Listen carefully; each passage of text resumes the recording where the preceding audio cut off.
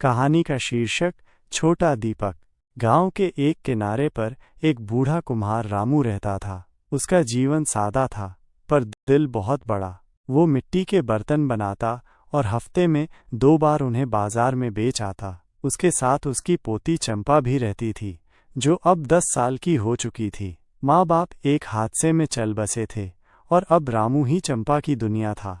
रामू रोज सुबह उठकर चूल्हा जलाता, चाय बनाता और फिर चंपा को स्कूल भेजता। स्कूल से आने के बाद चंपा मिट्टी के बर्तन बनाने में रामू की मदद करती। रामू उसे सिखाता, चंपा जीवन भी इसी चाक की तरह है। अगर सही संतुलन बनाए रखा जाए तो जीवन सुंदर बनता है। चंपा ने ये बात दिल से मान ली। वह स्कूल में भी मेहनती थी और घर पर भी। उसकी आंखों में बड़े सपने थे।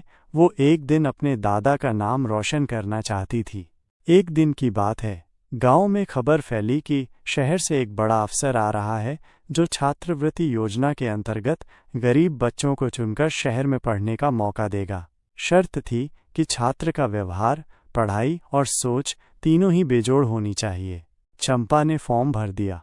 गांव के लोग हंसने लगे, अरे रामू की पोती शहर जाएगी, वो भी अफसर बनने।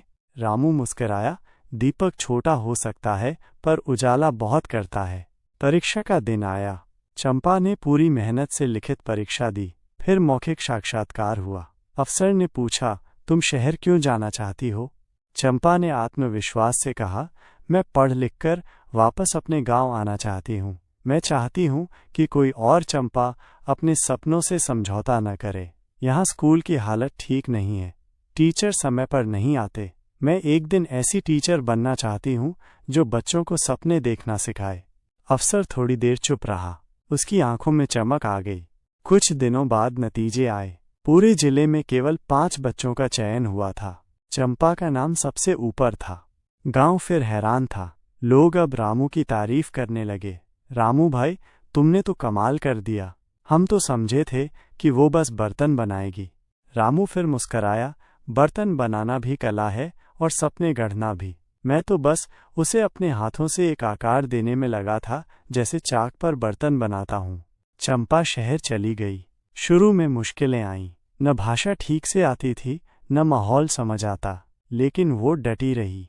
धीरे धीरे उसने खुद को ढाल लिया। वो सबसे पहले लाइब्रेरी जाती, सबसे बाद में निकलती। टीचर भी उसकी लगन से प्रभावित हुए। समय बीतता गया। 10वीं, 12वीं, फिर कॉलेज। चंपा हर साल टॉप करती और फिर एक दिन वो वही बनी जो उसने सपने में देखा था, एक शिक्षिका। लेकिन उसने कोई हाई-फाई स्कूल नहीं चुना। वो वापस अपने गांव आई और वहीं एक छोटी सी पाठशाला शुरू की। गांव वाले फिर चौंक गए।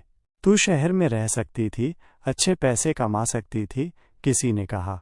चंपा मुस्कराई, अच्छे पैसे कमाने से बेहतर है अच्छे इंसान बनाना, और मैं वही करना चाहती हूँ। अब हर सुबह जब गांव के बच्चे स्कूल जाते तो उनके चेहरों पर उम्मीद की चमक होती और गांव के बड़े कहते, रामू का छोटा दीपक अब पूरे गांव को रोशन कर रहा है। शिक्षा, हर बच्चा एक दीपक होता है।